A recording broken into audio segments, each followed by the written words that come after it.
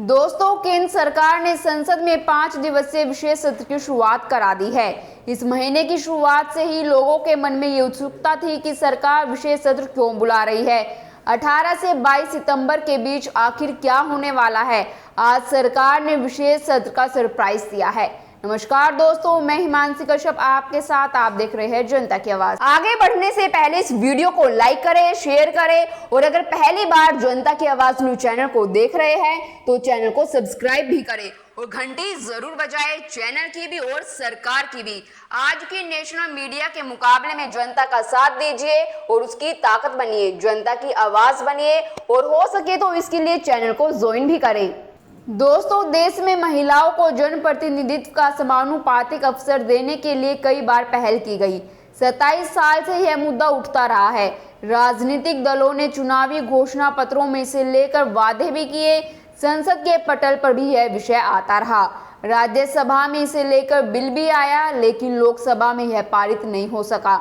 सोमवार को मोदी मंत्रिमंडल ने बड़ा फैसला किया और महिला आरक्षण विधेयक 2023 को मंजूरी दे दी। जी हां, अब इसे लोकसभा और राज्यसभा में पेश किया जाना है। यह महिलाओं को अधिकार देने की दिशा में एक बड़ा कदम है। संसद का 5 दिवसीय विशेष सत्र सोमवार से शुरू हो गया। संसद के इस विशेष सत्र के दौरान केंद्र सरकार की ओर से 8 विधेयक पेश किए जाने हैं। इस बीच चर्चा है कि संसद के विशेष सत्र में मोदी सरकार महिला आरक्षण विधेयक ला सकती है। संसद के विशेष सत्र से पहले रविवार को हुई सर्वदलीय बैठक में विपक्ष के ज्यादातर नेताओं ने महिला आरक्षण बिल लाने की वकालत की थी। जानकारी के मुताबिक मोदी सरकार की ओर से आज महिला आरक्षण बिल पेश किया जा सकता है।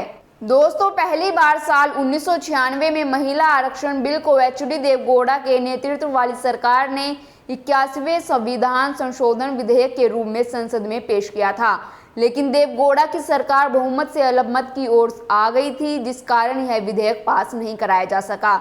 इसके बाद साल 1998 में अटल बिहारी वाजपेयी की सरकार ने लोकसभा में फिर से यह विधेयक पेश किया, लेकिन गठबंधन की सरकार में अलग अलग विचारधाराओं की बहुलता के चलते इस विधेयक को भारी विरोध का सामना करना पड़ा। साल 1999, 2002 और 2003 में इस विधेयक को दोबारा लाया गया, लेकिन कोई नतीजा नहीं निकला। फिर आया साल 2008, जब मनमोहन सिंह की यूपीए सरकार ने लोकसभा और विधानसभाओं में 33% महिला आरक्षण से जुड़ा 108वां संविधान संशोधन विधेयक संसद के उच्च सदन राज्यसभा में पेश किया, जिसके 2 साल बाद साल 2010 में तमाम तरह के विरोध के बावजूद यह विधेयक राज्यसभा से पारित करा दिया गया, लेकिन लोकसभा में सरकार के पास बहुमत होने के बावजूद यह पारित ना हो सका। साल 2014 से लेकर अब तक बीजेपी 2 बार सत्ता पर भारी बहुमत से काबिज हुई है, लेकिन ये विधेयक उसकी प्राथमिकता में कभी नजर नहीं आया। ऐसा लगता है मानो ये सरकारी पन्नों में कहीं खो गया है, जिसकी जरूरत पुरुष प्रधान राजनीति में महसूस नहीं की गई। महिला आरक्षण बिल को राज्यसभा में पेश किए जाने के कारण यह विधेयक अभी तक जीवित है, जिसमें मौजूदा केंद्र सरकार चाहे तो बहुत ही आसानी से इसे पास करा सकती है। बीते साल 2022 में ही राष्ट्रवादी कांग्रेस पार्टी की सांसद डॉक्टर फौजिया खान ने संसद में महिलाओं की संख्या बढ़ाने यानी राजनीति में महिलाओं के प्रतिनिधित्व को बढ़ाने को लेकर केंद्र की मोदी सरकार से सवाल पूछा था। डॉक्टर फौजिया खान शासन के अलग अलग स्तरों पर महिलाओं के प्रतिनिधित्व की जानकारी चाहती थी। मोटे तौर पर आसान भाषा में महिला रिजर्वेशन बिल के मुद्दे पर रोशनी चाहती थी, लेकिन हर बार की तरह इस बार भी इस मामले पर सरकार का जवाब निराशाजनक ही नहीं, अजीब भी रहा। केंद्र की ओर से कानून मंत्री किरण रिजिजू ने अपने आधिकारिक जवाब में लिखा, सूचना एकत्रित की जा रही है और सदन के पटल पर रख दी जाएगी। जानकारी के मुताबिक भारतीय संसद के दोनों सदनों में कुल मिलाकर 788 सदस्य हैं, जिनमें से सिर्फ 103 महिलाएं हैं, यानी सिर्फ 13%। राज्यसभा के 245 सदस्यों में सिर्फ 25 महिलाएं हैं, यानी लगभग 10%। लोकसभा में 543 सदस्यों में से सिर्फ 78 महिलाएं हैं, यानी 14%। केंद्रीय सरकार में भी सिर्फ 14% मंत्री महिलाएं हैं। विधानसभाओं में तो स्थिति और भी बुरी है। एसोसिएशन फॉर डेमोक्रेटिक रिफॉर्म्स की एक रिपोर्ट के मुताबिक देश में 4120 विधायकों में से सिर्फ 9% विधायक महिलाएं हैं। पार्टियां महिलाओं को चुनाव लड़ने का अवसर भी कम देती है। चुनाव आयोग के आंकड़ों के मुताबिक 2002 से 2019 तक लोकसभा चुनावों में लड़ने वाले उम्मीदवारों में से 93% उम्मीदवार पुरुष थे। इस अवधि में विधानसभा चुनावों में यह आंकड़ा 92% था, यानी महिलाएं दूर दूर तक बराबरी के अंकों से दूर ही नजर आती है। कल्पना कीजिए, सिर्फ 33% आरक्षण के लिए इसे संसद में सहयोग नहीं मिल पा रहा है, फिर महिलाओं से जुड़े बाकी मामलों में सरकार से क्या उम्मीद रखी जा सकती है। इस बात की गंभीरता को इससे भी समझा जा सकता है कि 2014 चुनाव से पहले भारी भरकम वायदों की सूची को घोषणा पत्र में शामिल करने वाली केंद्र में सत्तारूढ़ बीजेपी की सरकार ने महिला आरक्षण बिल को भी पारित करने का वादा किया था, लेकिन साल 2019 के लोकसभा चुनावों में बीजेपी ने यह मुद्दा अपने संकल्प पत्र में शामिल करना जरूरी तक नहीं समझा। महिला आरक्षण विधेयक में लोकसभा और राज्य विधानसभाओं में महिलाओं के लिए 33% या 1/3 सीटें आरक्षित करने का प्रस्ताव है। विधेयक में 33% कोटा के भीतर SC, ST और एंग्लो इंडियन के लिए उप आरक्षण का भी प्रस्ताव है। विधेयक में प्रस्तावित है कि प्रत्येक आम चुनाव के बाद आरक्षित सीटों को रोटेट किया जाना चाहिए।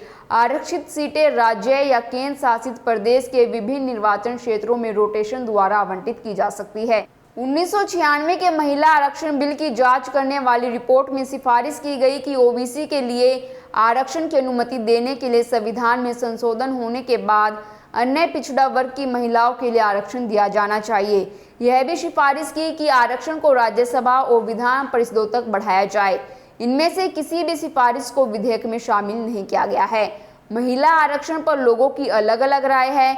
बिल के समर्थन में कहा जाता है कि इससे महिलाओं की स्थिति में सुधार आएगा। पंचायतों पर हाल के कुछ अध्ययनों ने महिला सशक्तिकरण और संसाधनों के आवंटन पर आरक्षण का पॉजिटिव प्रभाव दिखा गया है। इस बिल के विरोध में तर्क दिए जाते हैं कि इससे महिलाओं की असमान स्थिति कायम बनी रहेगी, क्योंकि उन्हें योग्यता के आधार पर प्रतिस्पर्धा करने वाला नहीं माना जाएगा। यह भी तर्क है कि यह नीति चुनाव सुधार के बड़े मुद्दों जैसे राजनीति के अपराधीकरण और आंतरिक पार्टी लोकतंत्र से ध्यान भटकाती है। संसद में सीटों का आरक्षण मतदाताओं की पसंद को महिला उम्मीदवारों तक सीमित कर देता है। लेकिन दोस्तों, मेरे पॉइंट ऑफ व्यू से इसमें एक ही समस्या है, कहीं सारे बड़े नेताओं की पत्नियां और परिवार के ही सदस्य ही सारी टिकट ना ले ले, क्योंकि पंचायतों में महिलाओं के आरक्षण के बाद भी यही हुआ था। सरपंचों की पत्नियां ही सरपंच बनने लगी। पार्टियां ऐसी महिलाओं को टिकट दे जो बड़े राजनीतिक खानदान से नहीं आती। संविधान के अनुच्छेद 243D के माध्यम से पंचायती राज संस्थाओं में महिलाओं को आरक्षण प्रदान किया गया है।